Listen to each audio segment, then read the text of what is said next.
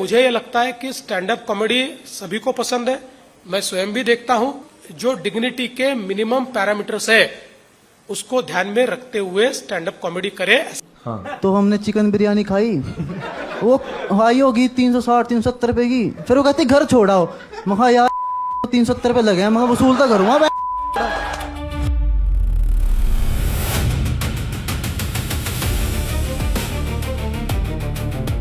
अभिव्यक्ति का स्वातंत्र्य भारत के संविधान ने सभी को दिया है, लेकिन उसके साथ साथ इसका दुरुपयोग न हो इस प्रकार की व्यवस्था भी उसी संविधान ने तैयार की है। जब कोई अभिव्यक्ति अमर्याद हो जाती है तो समाज के लोगों के डिग्निफाइड जीने का जो अधिकार है उस अधिकार पर वो आक्रमण करती है, और इस प्रकार का आक्रमण ये हमारे संविधान को मंजूर नहीं है। इसलिए मुझे ये लगता है कि स्टैंड अप कॉमेडी सभी को पसंद है।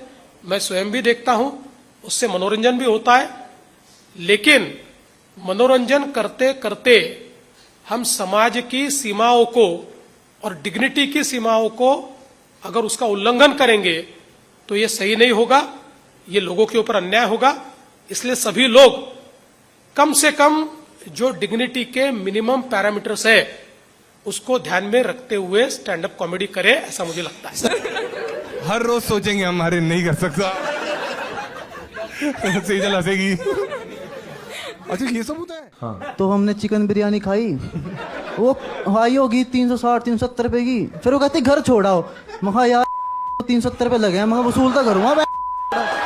अभिव्यक्ति का स्वातंत्र्य भारत के संविधान ने सभी को दिया है, लेकिन उसके साथ साथ इसका दुरुपयोग न हो इस प्रकार की व्यवस्था भी उसी संविधान ने तैयार की है। जब कोई अभिव्यक्ति अमर्याद हो जाती है तो समाज के लोगों के डिग्निफाइड जीने का जो अधिकार है उस अधिकार पर वो आक्रमण करती है, और इस प्रकार का आक्रमण ये हमारे संविधान को मंजूर नहीं है।